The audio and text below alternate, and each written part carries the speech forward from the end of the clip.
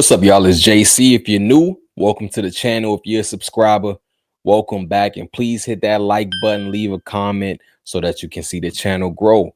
But let's get into the topic. So, as we know, NBA free agency is underway. The NBA offseason is underway. Teams are making moves, but I want to talk about the Atlanta Hawks. So, their first big move was that, trading. It was a three team trade with it was the Celtics, Nets, and they acquired Kristaps Porzingis.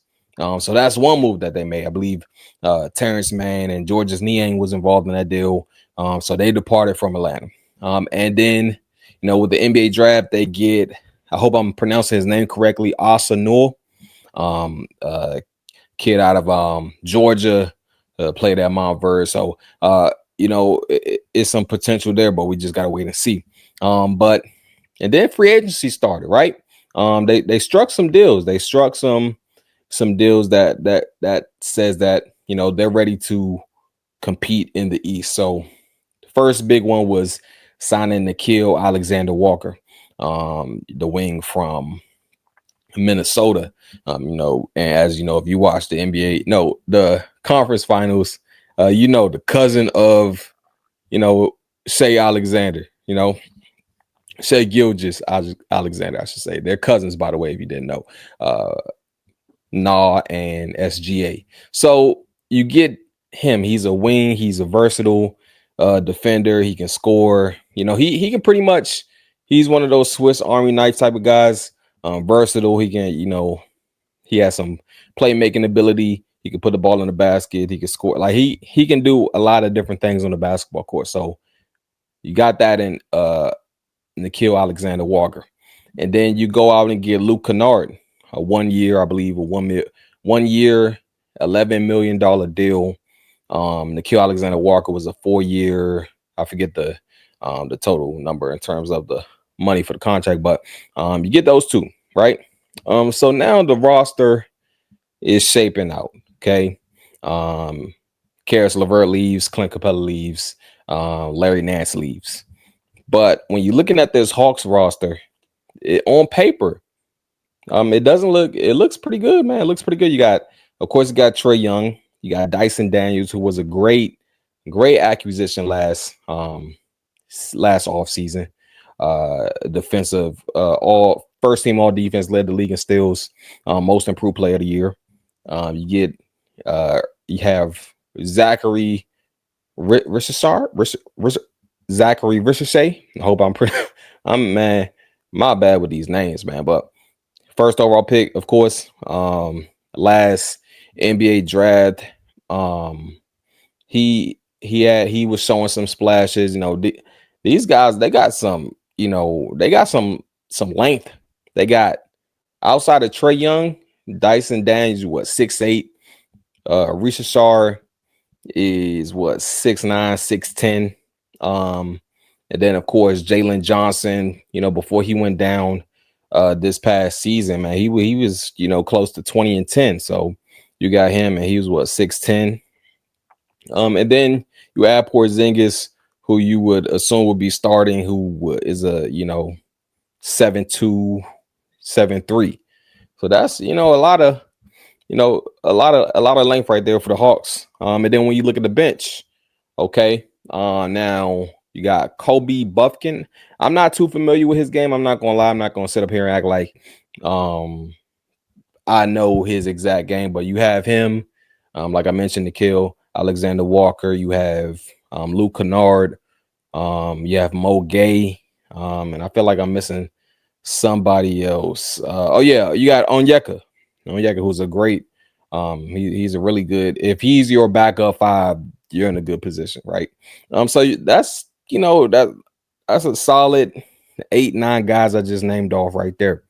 Now maybe they aren't done yet. Maybe they go out and get another guard. Also, Arsenal, I named him.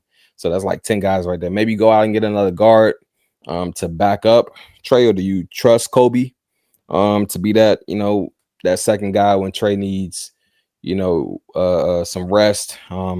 So when you're looking at it on paper, it's like, okay, yeah, the Hawks, They putting themselves in position to, compete. And one thing about the Hawks, man, since 2021 when they made that trip to the Eastern Conference Finals, you would think that the team would be ascending, but that just wasn't the case over the past few years. Guys left, like the departure of John Collins. Uh, who else? Who else? The Jonte Murray era didn't work out as people thought it would.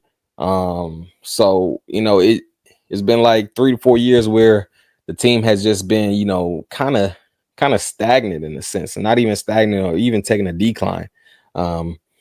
Last year they traded away DeAndre Hunter to the Cavs. He looks to have found a home in Cleveland. Looks pretty comfortable out there. So it's just been pieces they had to, shuffle around to, get to the roster that they have now. And one thing I would say, man, their front court, you got Jalen Johnson, of course, like I mentioned, almost 20 and 10 last year. He's playing on he took his game to the next level. He took his game to the next level last season, but it's like, can you trust these guys to stay healthy? He hasn't played a full season. And like I'm saying, I'm not expecting guys to, play a full season. But I'm talking injuries that, take guys out for the season. And last year he suffered, I believe, a shoulder injury that took him out. And then when you mention Porzingis, like, yeah, it looks good on paper, but he was missing games in the playoffs with some type of illness that we really haven't. I don't think anybody has really disclosed yet. So you don't know what's going on with Porzingis. Hopefully Jalen Johnson can stay healthy. But like I said, on paper, it looks good. On paper, this looks good. I think when you look at their departures and you look at their additions, I think the additions, are better than the departures as a whole. And that's no knock to those guys who, ended up leaving. Now, all this tells me is that, this is the last, what I think this is the last, go around, or the last time this next year or year and a half is probably going to be, not probably, but if it doesn't work out, then this will be the last go around for the Trae Young era, in my opinion. He's got 2 years left on his contract. Or is it just 1 year? I think next year he has a player option. Yeah, I think, yeah. It's like, yeah, next year he has a player option. And then, the following year, I believe he becomes an unrestricted free agent. So he's on an expiring deal. So I feel like this is the last, shot that the Hawks are going to take to really, try to win with a Trae Young led team. Like I mentioned, 2021, they make it to the Eastern Conference Finals. Since then, haven't really made noise in the Eastern Conference. So that's what it's going to look like. That they're not going all in, but it's like you see them making, these moves to position themselves to compete in this conference with, a couple of teams not really looking to be in contention. You look at the reigning Eastern Conference champs, the Indiana Pacers. I'm about to say Indianapolis Colts, the Indiana Pacers. With Halliburton going down with that Achilles, and then Miles Turner signing with the Bucks. So that team on paper, who do they really have? Like, not saying like you don't expect them to compete, for the East, right? And then you're looking at Boston. You lose JT, the team gets reshuffled. Porzingis is now in the Hawks. Drew Holiday is Trailblazers, and then so that team is being reshuffled. So the East, those teams who may have played the background last season is like, oh, we got a chance now. We got a chance, and the Hawks have made moves. I don't knock the Hawks at all. I think when you're trying to, take that next step, you gotta, do what you think is right. And I personally, I like these signings. I like the moves that they made. I just, you if you're a Hawks fan, if you're that organization, you just, pray those front court guys can just, stay healthy. But we'll just have to wait and see. Those are my thoughts in the comments. Let me know yours.